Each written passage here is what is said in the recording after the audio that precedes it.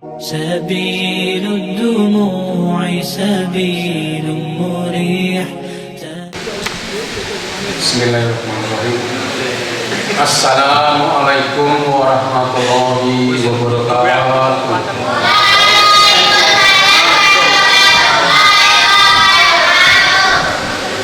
Assalatu wassalamu ala sayyidina Muhammadin wa ala alihi wa sahbihi ajma'in. La haula wa la quwwata illa billahil azim. Amma ba'd.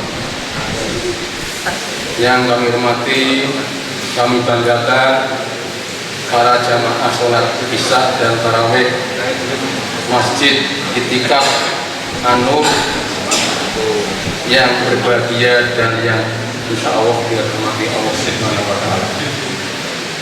Pada malam hari ini kita telah melaksanakan puasa mengancik untuk hari yang ke-7. Jadi tidak terasa ternyata sudah hari yang ke-7.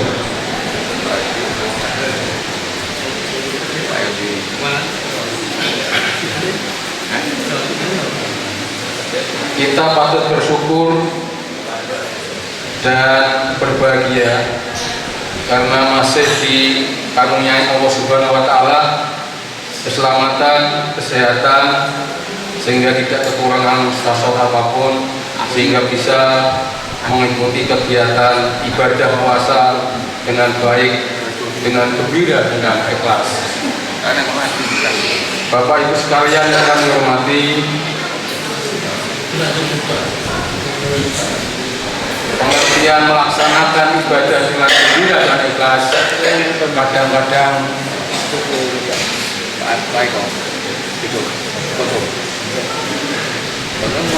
dapat dilaksanakan oleh sebagian besar umat muslim dan kadang-kadang juga ada yang bersurau biasanya. Wah, sebagai contoh ada yang mengatakan kita akan memasuki bulan puasa cepat meneh kosone ya ini saya ini harus kosong meneh. Kadang-kadang apabila kita analisis kira-kira orang ikhlas itu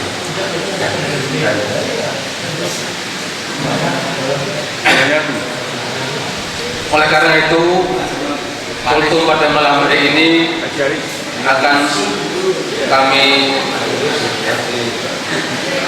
berikan tema melaksanakan ibadah dengan gembira dan ikhlas. Berbicara mengenai ibadah, perlu kita kaji bersama agar pelaksanaannya dapat kita lakukan dengan hati gembira dan ikhlas. Mari kita tengok ke belakang, mengapa kita harus beribadah.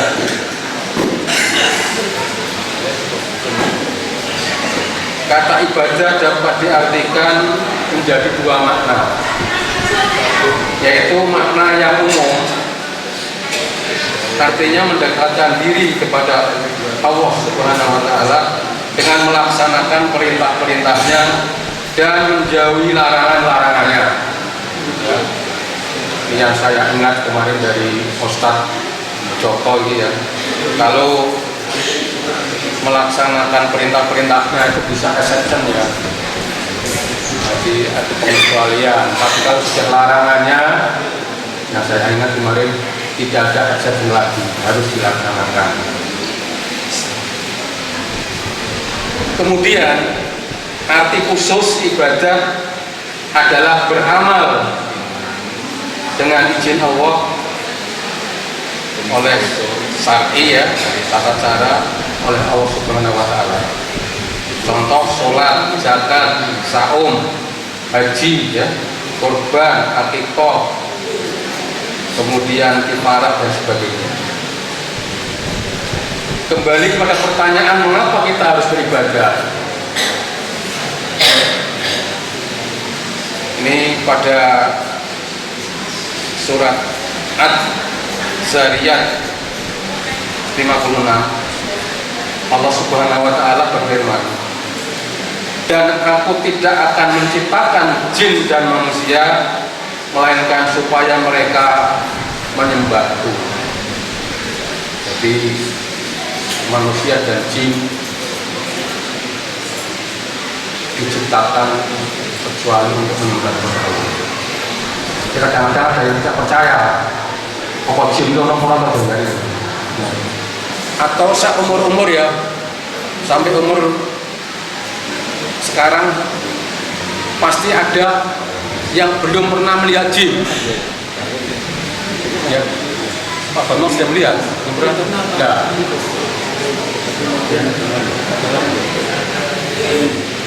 Nah, inilah kadang-kadang orang jin orang kan janjiannya orang janjiannya. Saya sudah pernah melihat dengan mata kepala sendiri.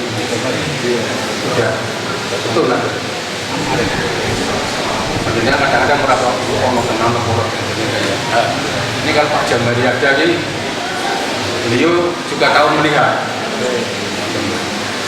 Ada. Di sekitar kita juga ada. Nah, ini pengalaman untuk melihat jin ya.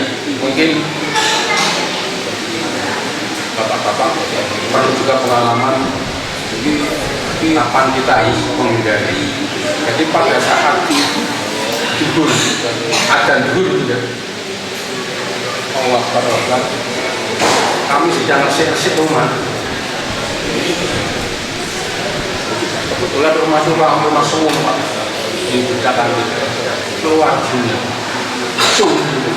dan mata kepala sendiri saya melihat jedul. Nah, ini pengalaman bahwa jin itu sebetulnya memang ada. Kemudian kembali pada pertanyaan mengapa kita harus beribadah. Jadi ada perintah dan ada alasannya. Bila kita teliti di dalam ayat-ayat Al-Quran, maka ada 6 perkara yang menyebabkan manusia harus beribadah. Ini jangan mudah bersuloh, karena manusia diciptakan oleh Allah dengan syarat-syarat tertentu, dengan ciri-ciri tertentu, ya. Yang antara lain, yang pertama, 1, kekhalifahan. Allah Subhanahu wa taala ya, manusia dipercaya sebagai khalifah di muka bumi, maka harus memegang tanggung jawab dan kewajiban serta tunduk dan taat pada perintah-perintah dan larangan-larangan. Jadi setiap manusia adalah khalifah. Khalifah itu artinya pemimpin, ya. Ada pemimpin negara, presiden, ya. Ada pemimpin provinsi, gubernur, ya. Ada pemimpin kelurahan, lurah, ya. Ada pemimpin RW, Pak RW, ya. Ada pemimpin RT. Tapi tidak ada pemimpin seperti formal itu, pemimpin rumah tangga pun itu pemimpin, ya. Jadi jangan tidak punya pemimpin, jadi pemimpin formal, pemimpin rumah tangga itu pemimpin itu.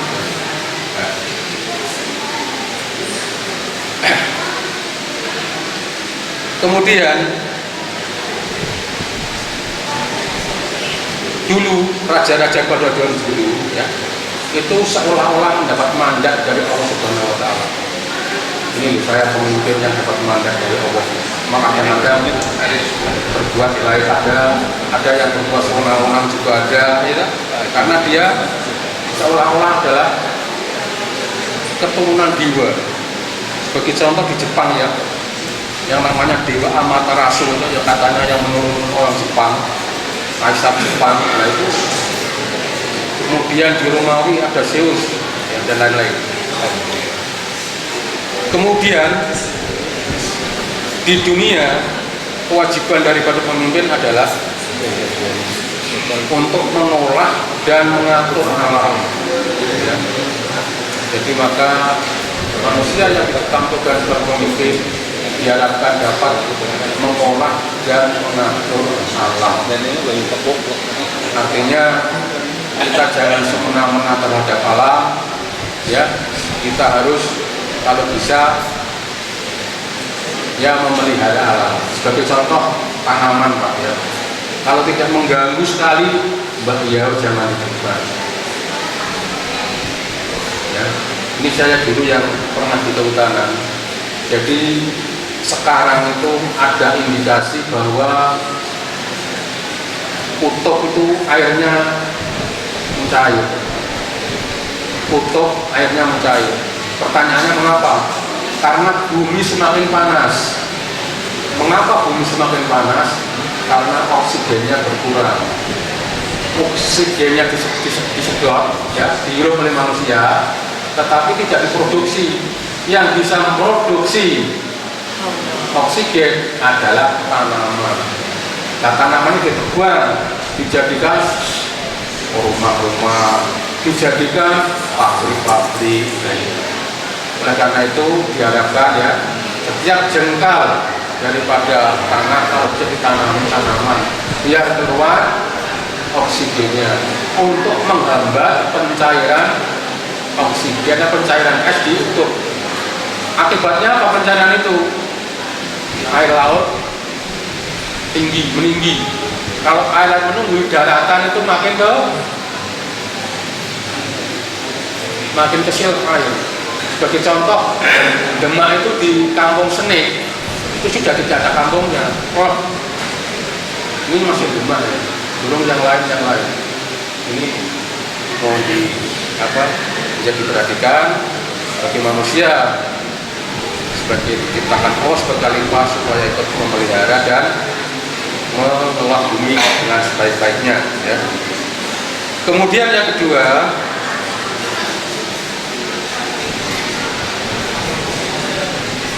adanya pengakuan pada saat manusia dilahirkan melalui rahim ibunya ya. Allah berfirman, bukankah aku ini Tuhanmu? Jadi mengatakan pada roh yang ditiupkan ke janin ibunya.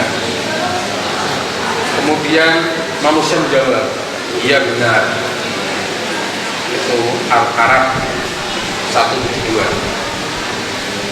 Pengakuan ini harus dibuktikan dengan rupa-rupa amal yang diperintahkan Allah. Kalau manusia itu sudah mengakui bahwa adalah makhluk Tuhan, bahwa manusia itu adalah ciptaan Tuhan, maka harus beramal ya.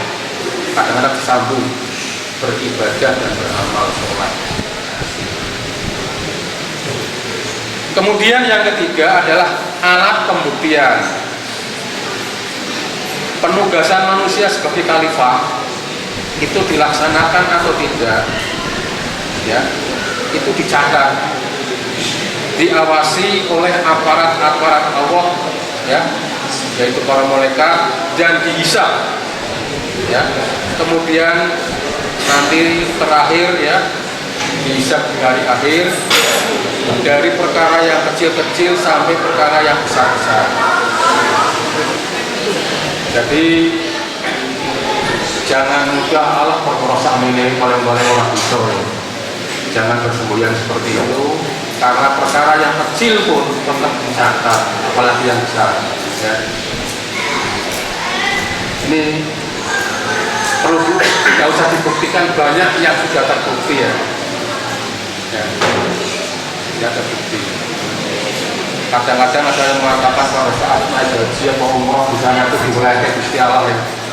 Di sana ini gini yang Jawa, yang Moma pada waktu bergaul dengan teman-teman ada ya. Ini pengalaman saya juga pernah begitu ya. Jadi pada saat di Jabal Rahmah sana, datang-datang itu dikalungi Pak, dikalungi itu loh, sorban seperti Yasin Arafat, dijak foto, ceret gitu. Barang foto orang itu kok sesek bayarnya pirawan gitu loh, dipukul Pak, satu ceretan itu 200 real, masih mampu merogoh dompet. Berarti tak pikir-pikir apa kalau ngomong tahu ya bagus ya benar-benar padahal ini juga foto saat ceretan ini paling kan ya selama yang bisa ketahui ini makanya sekecil apapun kalau bisa ya jangan bisa dihukum karma itu dibelah tidak segala. Ini sering jaga ya, belum sedang kono ya, kalau di sananya nanti. Kemudian yang keempat, adanya akal sehat. Akal sehat sebagai pusat penalaran bisa memahami dan mengerti sebagai aturan Allah, sehingga manusia harus bertanggung jawab atas segala amal dan perbuatannya. Jadi amal dan perbuatan pun harus dilandasi dengan akal sehat. Orang ngawur ya, aku berjualan ngawur, amal oke-oke, padahal ngomong orang lewat kemana. Berarti akal sehat, akal sehat. Nah, aku tak amal, tapi aku bisa melewat, bisa mangan, gitu. Jadi amal soleh juga dilandasi dengan akal sehat. Kemudian yang kelima, manusia memiliki hati nurani atau kalbu. Di pusat pengendalian rasa keinginan ya, atau iradat manusia, dengan rasa menjadikan manusia bersemangat mencintai Allah dan Rasulnya. Firman Allah ya, dan sesungguhnya kami jadikan isi neraka jahanam kebanyakan dari jin dan manusia. Mereka punya hati yang tidak dipergunakan untuk memahami ayat-ayat Allah, mempunyai mata yang tidak dipergunakan untuk melihat tanda-tanda kekuasaan Allah, dan mereka punya telinga yang tidak dipergunakan untuk mendengarkan ayat-ayat Allah. Mereka itu sebagai binatang ternak, bahkan mereka lebih sesat lagi. Mereka itu adalah orang-orang yang lalai.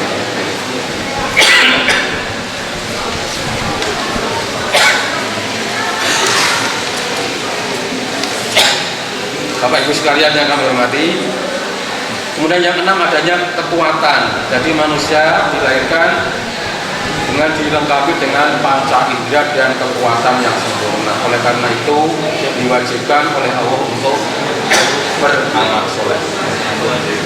Dengan 6 aspek yang ada pada manusia, maka ibadah tidak perlu dianggap berat. Oleh karena itu, monggo ibadah puasa ini kita laksanakan dengan gembira dan ikhlas sebagaimana mestinya.